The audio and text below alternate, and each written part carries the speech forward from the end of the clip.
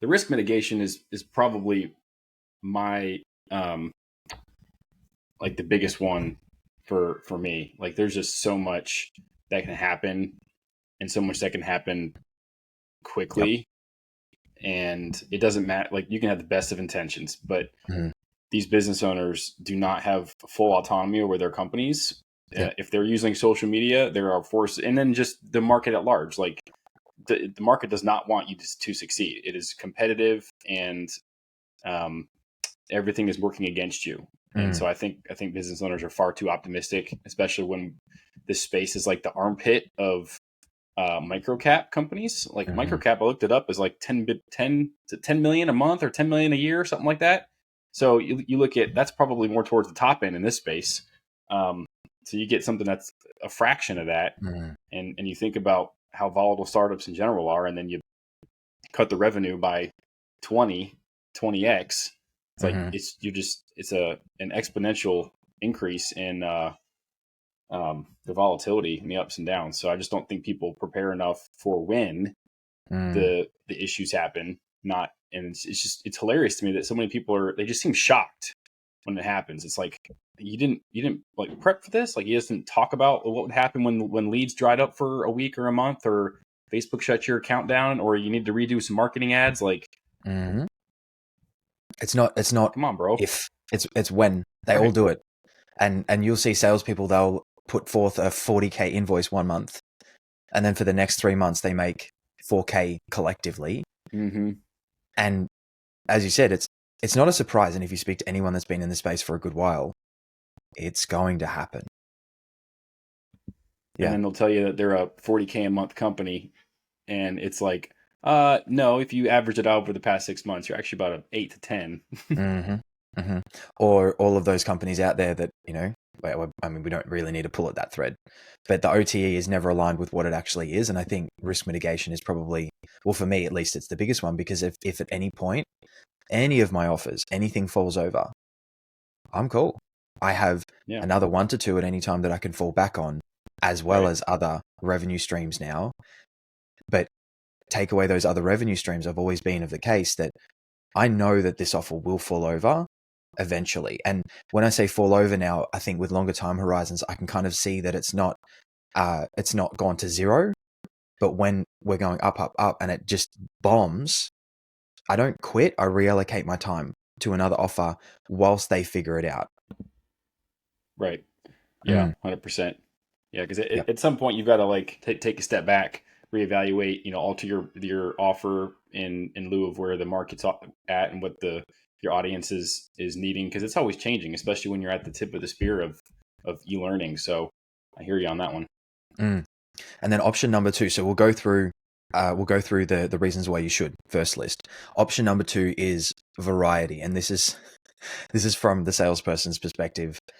I could think of nothing worse now than back to back to back calls for exactly the same offer for Mm-hmm. 5, 6, 7, 8 hours a day, 5 to 6 days a week. For me, I love the variety, and I might have calls with 3 different companies within 3 hours, and that variety of speaking to a slightly different avatar about a slightly different product, it keeps it so much more interesting. And you don't get to the end of the day and think, oh, I just had 8 hours of calls with exactly that same person. I'm going to do it again tomorrow. And I think that's why a lot of people get burnt out, because they're just sick of doing the same thing. You kind of turn into one of basically the repetitive people on a machinery line that take this one screw it into that hole. And they always get bored. They always get burnt out because it's just the same thing over and over. Yeah. 100%. You turn into like an assembly line worker, and it just gets mundane and monotonous, and you can't. It just gets boring. Mm, So I'm with you. mm. It does. It does. Now, reason number 3, it changes how offer owners view you. So when you're a full-time employee with a base pay, there are always strings attached. And even if you're part-time on any offer and there is a base included, there are going to be strings attached. And by the strings attached, I mean there are things that you have to do that you don't want to do, like daily huddles, and that's a little bit more if you're a bit more experienced. But daily huddles, weekly trainings, that you might get nothing from, sales processes that you don't want to follow that don't work. And even if you're full-time as a com-only sales pro, those same strings are attached. They view you as an employee. And even if, because most of them will say we're able to fill your calendar, even if they aren't able to fill your calendar, bad luck, get on the phones, start doing outbounds, even if that wasn't what you agreed on, or Right. even if you're not doing outbounds, they own you for 8 hours a day, and there's no way that they're willing to accept you taking any other calls, even though they can't give you what was guaranteed. Which even hearing it come out of your mouth, it just sounds ludicrous Mm-hmm. that someone would have the like those thoughts and that they Mm-hmm. would think that way. Like to me, it just I'm like, are you like really? Like, every time I hear it, and I still hear it all the time, it blows my mind. Like Mm-hmm. you can't feed somebody, and you're willing to let somebody who is has proven that they can sell your offer. They're a positive ROI when there's calls to be taken, and you're going to let them walk because Mm-hmm. you got a stick up your rear, and because you got a head the size of the moon. Unreal. Mm. It doesn't make sense. It doesn't. But if you're with multiple accounts and you're really honest with them from the beginning, they don't view you as an employee. They don't view you as completely dispensable, because at any point there's this relationship where you're working together. One is not working for the other, because at any time, if you're working with multiple accounts and they know it, you don't have to take any kind of shit that you don't want to. At any time, they know that, hey, he's got other options. If we are too rude to him, abrupt or unreasonable, or we breach the terms of this agreement, he can go somewhere else. So, and I know it sounds minor, it's really not. There is such a massive shift in how company owners actually view you. They don't view you like you're owned by them. It's like, hey, James helps us, we work Right. together. It Right. completely shifts how they view you. So you're saying more of like it's more looked at like a JV partnership rather than like I can I'm employee employer type Yep. relationship. Do you think that a lot of reps have a problem framing themselves in that way, like out of the gate, Mm, to where it's like I'm my own company, you're my own company? Because even if you're self-employed, you're technically still your own entity, even though you may not submit your taxes that way. At least over here in the mm. states, you are self-employed. So, do you think that some reps struggle with not letting the business try to usurp their status as an equal? 100%. Yeah. Yeah. And it's all about experience. So at the start, I came from corporate sales and I didn't want to Hmm. go back to that. So I was always a little bit more firm, sometimes a little bit more firm than necessary, on these are the boundaries, these are the terms of engagement. And when I'm speaking to any new company, I know there's a lot of rush, let's get you on the calls. I'm always just, whoa, let's take our time. We need to very, very clearly set expectations before I get on any calls. And it's just openness and honesty. That's the whole thing that I'm going for. And I was actually chatting to a rep last week because she read one of my posts about just being honest. And and she said I was honest with the company. And as soon as I said I work with someone else, they're like, not interested. And I just said, it's all in how you position it. So when you're speaking to them, you're having a conversation, let's see whether or not it would make sense to work together. And if I can't help you, I will probably know someone who can. So you're there to actually map out what their expectations are, what your expectations are, and essentially the expectations of a role, to see if you can help them in some capacity. And if that's a no, then that's a no. But from the beginning, I always say I never go full time with any one offer, because I like the security, the risk mitigation. I also like the variety, because truth be told, I get really bored if I'm selling the same thing every day.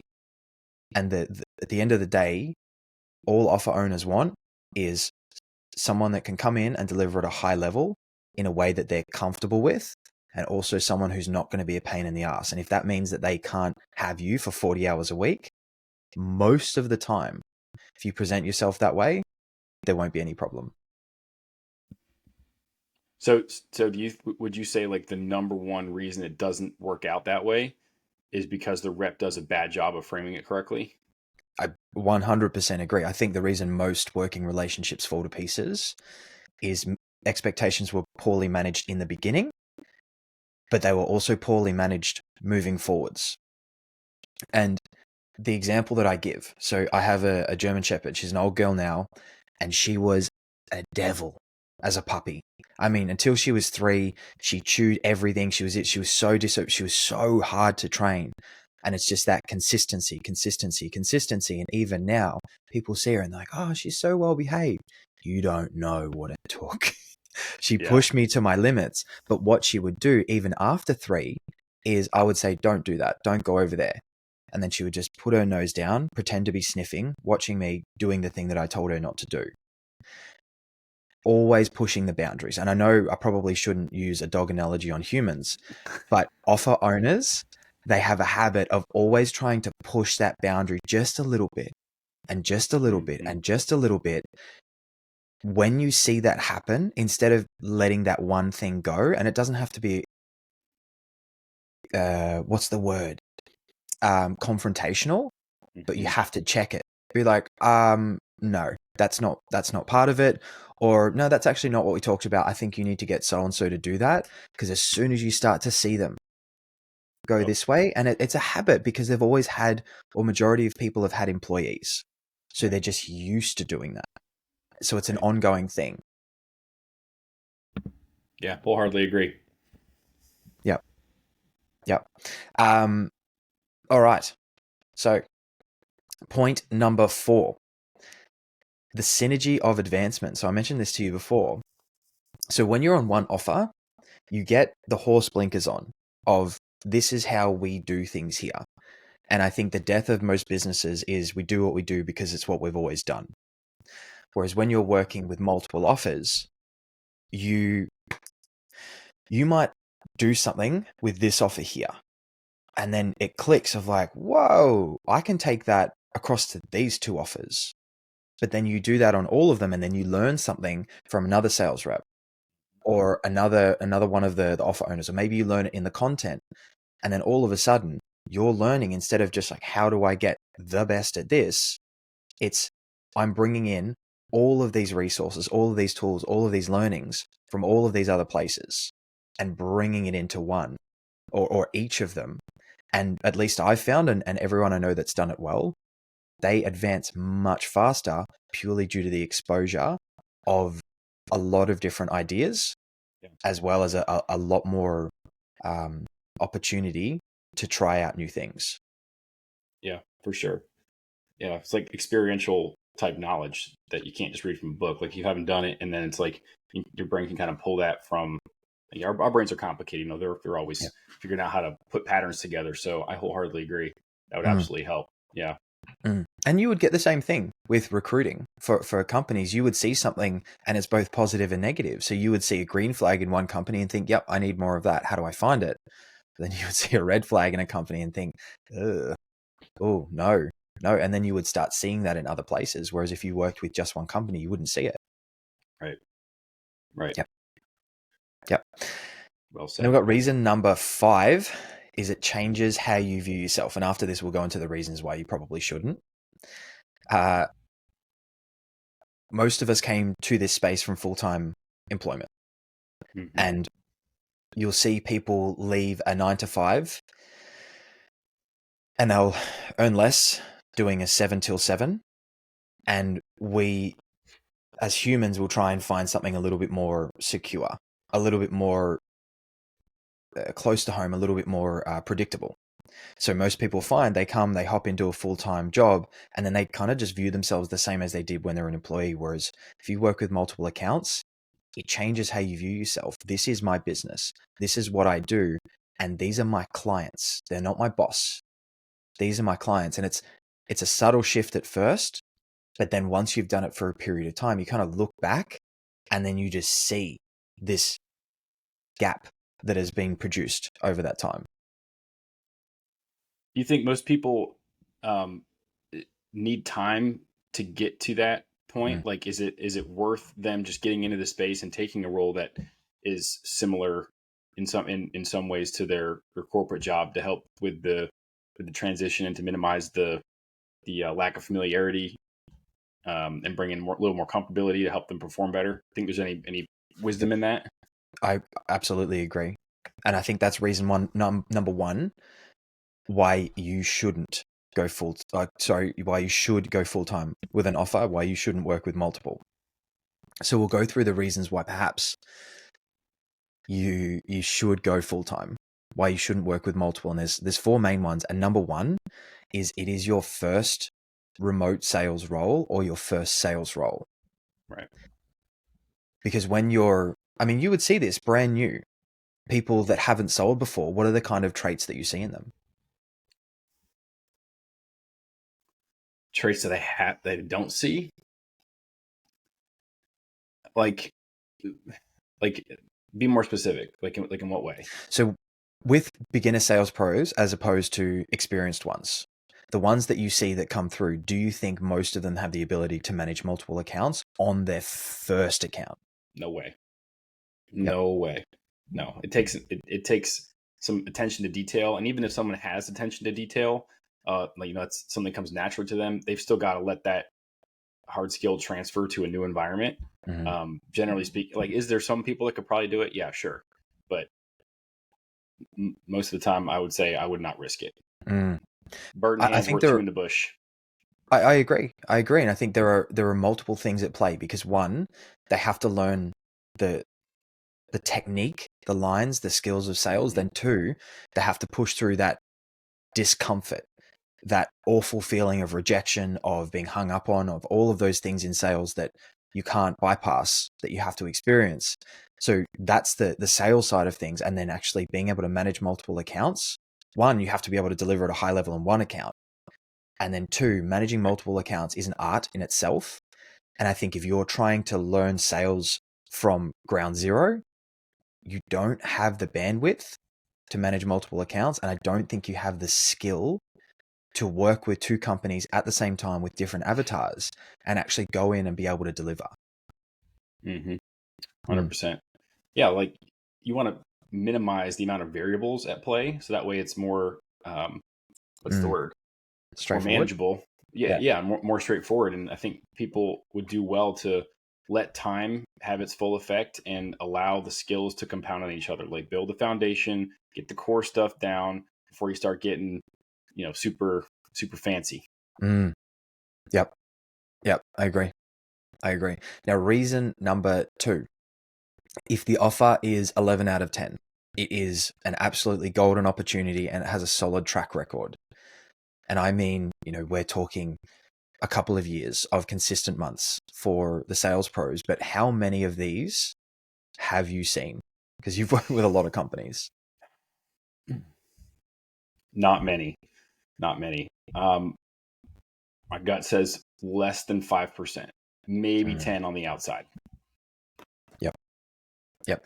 I have seen maybe half a dozen of legitimate high earning potential offers that are consistent, but even of those, some of them have 6 months of the year that are just pumping, absolutely pumping. And then you'll have 6 months of the year where you might have a couple of calls a week. Right. So even though you're looking at consistency, the ones that have a really high earning over the space of 12 months, even then, the majority of the time, the months are like this, but the peaks are so big that it makes up for the troughs. Right. And I don't know of any account that doesn't have those peaks and troughs, but that's why you map it over quarter to quarter instead of even week to week or month to month, because you can see it with a longer time horizon. 100%. But even then, yes. And actually, you saying that has just caused me to think about how I'm going to reframe some of my questions, or one of my questions, with company owners, because I do ask them, like, give me the 90-day average, but I think might make a little bit more sense to start trying to push that as a narrative. Like, hey, here's the past, like 96, 90, 180, whatever, what's that, 120, and do it in quarters instead of months, because that's a much better determining factor of somebody's income. So Mm. A small nuance maybe, but I like that. I like that a lot. Even if you map a line chart, you'll say the ones like this, if you can map them year on year and you actually have accurate data, you'll see that the majority of the time, unless there has been something fundamentally changed, whether they changed avatar or whether they changed their marketing or something like that, they usually follow the same path. And I know a lot of companies try and push through and create create bigger months in what is typically a trough, and you can do that. But what I see being more successful is that there are times of year, whether it's and with different companies, before financial year or end of financial year, um, they do have big troughs, and those companies, I see some of them try and turn that around and turn it into a big month. But what I've seen be more effective, now this is purely anecdotal, is it's a lot easier to try and make your troughs a little bit less trough-like and try and amplify the peaks than it is to try and turn the trough into a peak. And I think those companies that try and amplify the months that are already absolutely killing it, I see the average go up over time. But even looking at offers, you can't have massive months, or I've never seen it. That's a lie. I saw it once, but it didn't last. It lasted for a few Right. years, and now I see Right. that company kind of just chipping away, and a lot of sales pros are about to jump ship because doesn't seem as though it's turning back around. But they're very rare. 100%. Mm. 100%. Yep. Now, point number 3, you just don't want to, and that's It's a okay. good reason. Yeah, yeah. Some people get overwhelmed. The idea of managing multiple accounts, multiple offer owners, multiple avatars, having 2 different or 3 different types of calls in the calendar. Some people just get overwhelmed with that. And I didn't really understand why people would risk it. And I've spoken to a number of people this year, and the idea of it is just too much. They've tried it, maybe it didn't go well, and at the end of the day, it's probably because they didn't have the systems in place. But if you just don't want to do it, don't do it. Hmm. Yeah, I'm sure there's people that don't mind more of what we would describe as the mundane. Like they actually, like the familiarity and just the high repetition of doing the same thing over and over again. So I could see that. Mm, I wouldn't get on somebody's case if they were like, "Nah, it's just not for me." But I do think there's other things they need to account for, um, if that's the route they're going to go, because you got to play the game a little differently. mm, mm. I think you need to work a lot harder, as everyone should. You should be building out your pipeline with other offers you can go to. But I think you need to work a lot harder at that. But again, the kind of people I see that get overwhelmed with the idea of working with multiple accounts, they're the ones that get overwhelmed with the idea of looking for other offers while they've got one, and they end Yeah, up in this feast and famine of offers going really well. Oh, another offer fell over. I need help finding another one. Then it's 3 months of no income, and then it's 6 months of, oh, I'm earning money, and then it's just this cycle over and over. And I'll that see for some. me is way more overwhelming than learning how to Yeah, manage multiple accounts. yeah. It's reactionary, Mm, and I have those people you're describing in my pipeline, and it's not as uncommon as you think it would be. I'm like, you're still asking me for a role, hmm dude. It's been like 3, 4, 5 months. Like, hmm what are you doing? How are you surviving right now? hmm So I hear you. mm. And I see longer time horizons. I see the same people doing it, and it'll be the same thing. The same person's, oh, I need another role. 6 months later, I need another role. And it's Yep. just the same conversation. And every time I just say to them, why this time around, it's time number 4 or time number 5. Right. Why have you not learned? Why are you not implementing these systems? Why are you not finding other ones? And one of my friends, Australian guy, you can probably guess who, he did that a couple of times, and in the end, I just said, mate, you are the reason that this is happening now. Right. If you want to work on one account and one account at a time, that's okay. You need to put things in place, and now he's absolutely creaming it, doing really well. Good. But sometimes it just takes a lot of discomfort for people to learn. Yeah. Yeah. For sure. For sure. Mm. And then point number 4 on why you potentially shouldn't is you're a percentage partner. So if a company has given you a percentage, you've earned equity, whether that's sweat equity or you've bought in, it doesn't make a whole lot of sense for you to go and just start working with multiple accounts, because you're still earning a piece of the pie of something bigger than just the sales commissions. Right. Right. Yeah. There's a longer term play there that you can feed and let compound over time, just like investing in any sort of, financial asset. That's, in my opinion, that's an asset. Like, you're going to invest your time, effort, resources into that thing, and you can watch that thing exponentially increase at some point if everything else goes well. So yeah, I would hate to see somebody get distracted by which is easy to do in this space. Shiny object syndrome. I think at one point or another we've all been there. Yeah. Everybody touting this and that and flashing this and that left and right across your feed. Hard to be like, nope, just gonna stay in my lane. There's it happens all the time, because we have so many opportunities in front of us all of the time. And I was thinking about this yesterday.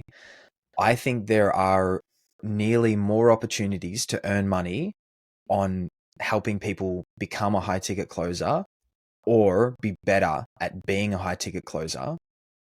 I think this I've heard people say it for a while. This industry itself has turned into a little bit of a biz op, as in people make so much money off teaching you how to make money, yet there are only a few that are making really good money.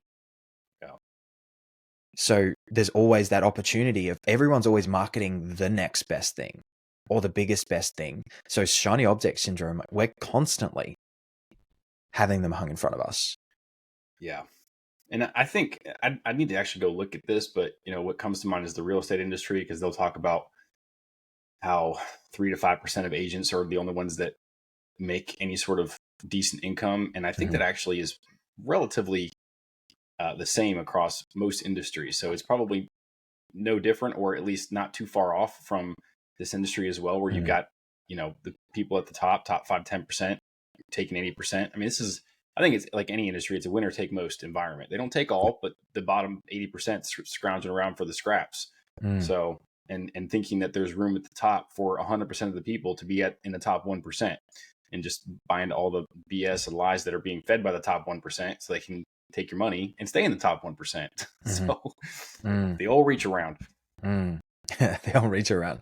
But the other side of that as well, and this is something that I've spoken about a fair bit lately, is most of the people that are standing on a pedestal saying that they're the top 1%, I'm earning this amount per month.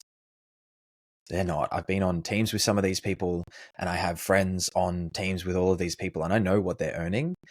And I see these posts about I earn this per month or I earn that per month. It's not true. And the one thing that I say is, if someone has an opinion, look at where they're incentivized. Do they make money off you believing that one thing that they just said?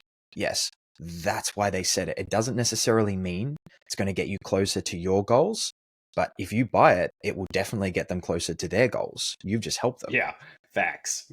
Yeah. So is it really 3 to 5% in the real estate industry? The last number that I saw, I think it was 3. Any meaning, like I think the number was like an actual full-time income. Like they were full-time real estate agents that didn't have to supplement with other things. I think that was the number it was. And it would be tough, because all real estate agents, they have the expensive suits, they have the expensive cars. That's a tough lifestyle to actually maintain. Yeah, not for this guy. No, I'll buy a house, but I'm not going to sell somebody one. Yeah. Well, what are some themes that you've seen amongst recruiting most recently with regards to people wanting multiple offers, not wanting multiple offers, or just recruiting in general? I had, and I do have to leave in a couple minutes. I got to go get, fam's waiting on me for dinner. So, I had this issue happen last week where, submitted 2 candidates to a company. One had more availability but less experience, which is typically something that I see. Generally, the people that are more seasoned in this space specifically generally are less likely to have as much availability as somebody who's new, kind of like what we've been talking about here. So they had more availability, less skill. and a little bit less culture fit. And they had somebody they really liked, really good culture fit, crushed the interview, the role play, who was working in another offer, but had flexibility to work on a second one, no issues there, and who had less. But they did overall have less availability than the other person who was like, yeah, I just want something that's full time. And they liked this other person way better, the person with less time. Like, that was their first choice. So they send an offer, and then she starts negotiating.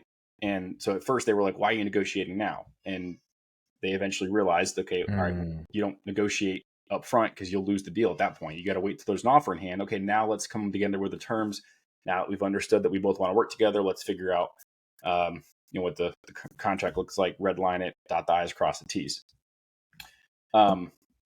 She asked for more money because they wanted her to show up for hour-long calls every day, and that were unpaid. And then she wanted to be able to continue working on her other offer, at least up front, for the time being. And they ended up turning her down and they went with the person who was cheaper, more availability, but was less of a culture fit, had less experience, that was going to require more. And this is out of their mouth, going to require more training, more ramp up, and wasn't their first choice just because they couldn't have everything that they wanted. And I was a little sour about that because I was like, you're literally going to turn away someone you think is the right fit for your company based on what I think are some silly logistics. And the whole, like, the hour-long sales call, I asked them, I was like, did you explain why these calls are as important as they are? And it didn't sound like they did, because the gal was like, hour-long calls for why? Like, what are we going to do? Like, role play and I'm with her. Sing kumbaya. Like, it didn't sound like they were justifying it, and they weren't offering any money. Like, I could kind of see it if you're like, hey, we'll pay you $50 a call or whatever, something for your time, per call. I could kind of see that. Like, to me, that would be, if you have to absolutely have the calls, like it's life or death, then at least pay them because they're commission only otherwise. But same thing is, there was a small base, which she was wanting more of to accommodate for the calls. So anyway, long story short, that's the problem. Yeah. She was accepting a base. There are strings attached. And there are two things. One, I hate going to huddles. I haven't been to a huddle. I've been to a lot. I haven't been to a huddle in years. And the last 2 years before that of huddles, every time I went, I'm like, I'm getting nothing from this. Yeah. But the other side, if you look at the opportunity cost, as any business owner should, if you're selling a 10K offer and it has an 80% show rate, right? Mm-hmm. Of those 5 hours per week, 4 of those are going to show. And if you've got a 50% close rate, you're going to close 2 of those. So there's $20,000 to the company in those slots. And if you're getting 10%, there's $2K for you as a salesperson. Now, are you going to want to give up $2K for $250? No, it just doesn't make sense. It doesn't. Withdraw $2K from your bank account in cash, go to your bathroom, drop it in the toilet, and flush it, because that's what you're doing. Exactly. Yeah. But I respect you've got to go have some dinner with your family. Thanks for hopping on. This was enjoyable. It's good to pull apart this topic with someone who is undeniably the absolute GOAT recruiter in the industry. You're too kind. Yeah. Thanks for hopping on. Of course, man. Talk to you soon.